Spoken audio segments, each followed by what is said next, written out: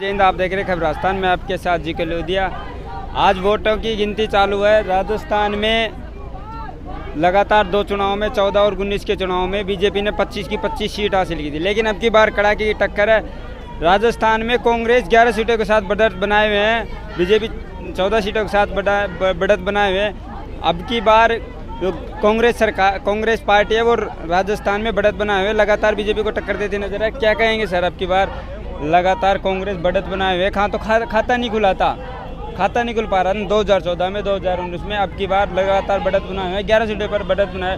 दौसा से मुरारलाल जी मीणा 1 लाख कुछ वोटों से आगे चल रहे। टोंक सवाई माधोपुर से हरिश्चंद्र जी मीणा आगे चल रहे हैं। मैं बताना चाहूँगा, जिस तरीके से बीजेपी ने 400 पार का नारा पूरे देश में दिया था और 25 की 25 सीटों का नारा राजस्थान में दिया था, मगर कहीं न कहीं अब की बार इनको वो पूरी सीटें नहीं मिल पा रही है। कह सकते हैं कि 18 सीटें या 20-22 सीटें, ये मैंने पहले भी डिबेट में बैठा था तो मैंने बोल दिया था।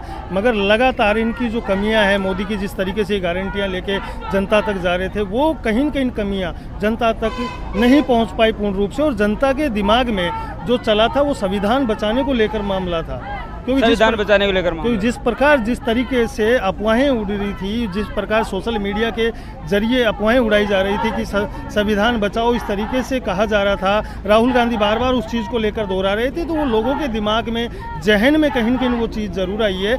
उसी को देखते हुए राजस्थान में अब की बार कहीं न कहीं 25 का जो नारा है बीजेपी का, वो पूरा नहीं हो पाएगा, क्योंकि 11 सीटों पर तो ऑलरेडी आगे चल रही है और 13 सीटों पर बीजेपी आगे चल रही है। बीजेपी का तो 400 पार जाएगी, राजस्थान में 25। देखिए, वो सबका अलग अलग होता है। कांग्रेस का भी एक नारा था कि अब की बार 400 पार, और बीजेपी का भी नारा था, मगर कहीं न कहीं जो जनता के बीच में, जनता दोनों तरफ की होती है, उनको जो अच्छा लगता है उस तरफ से कह सकते हैं कि कम्युनिटी जिस जगह पर ज़्यादा होती है, उस कम्युनिटी के हिसाब से वहाँ पर उनका वोट बैंक होता है और वोट बैंक के हिसाब से उनकी बढ़त आगे होती है। तो राजस्थान में भी यही है कि कुछ सीटों पर कह दें कि चूरू से राहुल कसवा आगे है, टोंक सवाई माधोपुर से हरीश मीणा आगे है, अगर भरतपुर की बात करें तो संजना जाटव आगे है, करौली धौलपुर से कांग्रेस के प्रत्याशी आगे है। तो इस तरीके से अगर हम बात करें बाड़मेर जैसलमेर की, तो वहाँ पर अभी रविंद्र सिंह भाटी आगे चल रहा है कहीं न कहीं। तो ये कुछ न कुछ जो सीटें हैं वहाँ पर, अगर बाड़मेर जैसलमेर की बात करें तो निर्दलीय वहाँ पर आज तक कोई जीता नहीं है।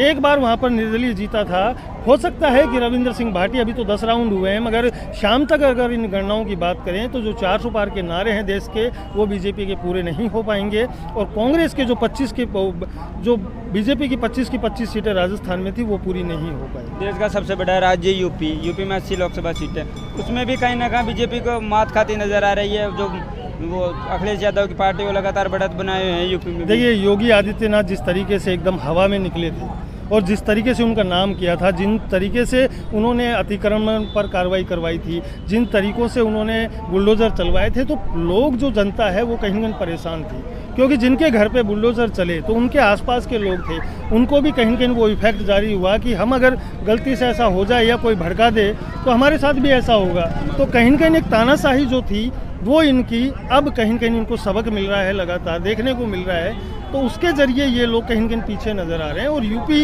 एक ऐसा सबसे बड़ा वो है राज्य जहाँ पर 75 से 80 सीटें हैं, मगर वहाँ पर कहीं न कहीं अब की बार इनकी भी मामला गड़बड़ा है। राजस्थान में ये भरतपुर, करौली, दौसा, धौलपुर, टोंक सवाई माधोपुर, ये पूरी बेल्ट कांग्रेस में जाती नजर आ रही है। क्या कहेंगे इस पर? देखिए, वो बेल्ट अगर बात करें तो वहाँ पर ज़्यादातर कांग्रेस ही बेल्ट है ऑलरेडी, वहाँ पर कम्युनिटी कांग्रेस ही है। और जो मैंने पहले बोला है कि जिस तरीके से सोशल मीडिया पर अफवाहें उड़ रही थी, प्रधानमंत्री का पास अगर बात करें, इनके पास जो मुद्दा था वो राम मंदिर का मुद्दा था।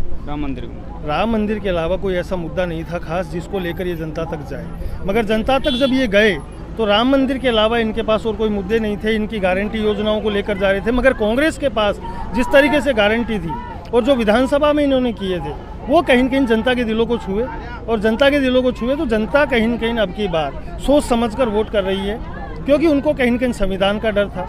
जिस प्रकार मैंने बार बार कहा है कि सोशल मीडिया पे इस तरीके की चल रही थी, तो वो सारी चीज़ें कहीं न कहीं इफेक्ट अब की बार डाली। अब इंडिया गठबंधन अच्छा परफॉर्मेंस दिख रहा है, जिस प्रकार से एग्जिट पोल बता रहे 350 पार एग्जिट पोल में बता रहे, तो एग्जिट पोल भी गलत साबित होते नजर आ रहे हैं। वो बिल्कुल सही बात है। एग्जिट पोल देखिए, एग्जिट पोल आंकड़ों पर काम करता है। एग्जिट पोल के पास क्लियर फ्रीक्वेंसी नहीं होती है। एग्जिट पोल हम जनता के बीच में जाते हैं, जनता के पास जो राय लेते हैं उसी से एग्जिट पोल आंकड़े लगाकर सामने पेश करता है। फलोदी सट्टा बाजार भी बार बार कह रहा था कि फलानी जगह ये है, मगर अब की बार फलोदी सट्टा बाजार भी शांत बैठा है।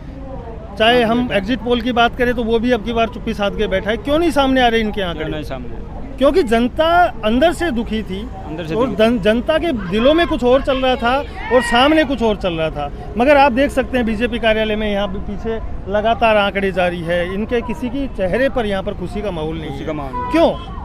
तो इनको कहीं न कहीं अब की बार सबक मिला है। जिस प्रकार इन्होंने सोचा था, कभी भी किसी पार्टी को ये नहीं सोचना चाहिए कि हम सबसे आगे बढ़ गए या हम सबसे वो हैं, क्योंकि हम जनता के जनार्दन हैं, जनता के कार्यकर्ता हैं, जनता के सेवक हैं। हम नेता नहीं हैं। हम जनता के बीच में रहकर जनता के हित में काम करेंगे तो जनता हमें चाहेगी, अन्य तो जनता सबसे बड़ी वोट बैंक है। जनता ही हमें बनाती है और जनता ही बिगाड़ती है। जनता ही बिगाड़ती है। इतने हमारे साथ बीजेपी कार्यालय में कुछ लोग लगातार राजस्थान में अब की बार कांग्रेस भी बढ़त बनाए हुए हैं, और जिस प्रकार से 2014 में 25 की 25 सीटें बीजेपी के खाते में गई थी, 2019 में 25 की 25 सीटें बीजेपी के खाते में गई थी। अब की बार बीजेपी को राजस्थान में बहुत तगड़ा झटका लगता नजर आ रहा है। आप क्या कहेंगे सर? बीजेपी को अब की बार राजस्थान में झटका लगते नजर आ रहा है, क्या कहेंगे सर आप?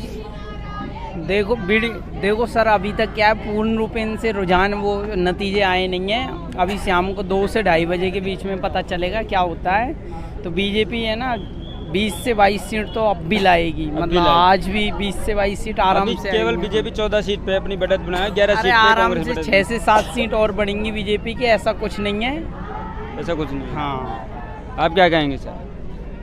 क्या कहेंगे? अभी तो शाम बाकी है। शाम बाकी है अभी? हाँ जी, अभी शाम बाकी है। शाम बाकी है। शाम तक देखो क्या होता। क्या होता? अब की बार लगातार देश में भी इंडिया गठबंधन लगातार अपना अच्छा प्रमोशन कर रहा है। लगातार हमारी न्यूज़ देख रहे हैं। खबर राजस्थान देखने वाले सब दर्शकों का धन्यवाद। जय हिंद, जय भारत।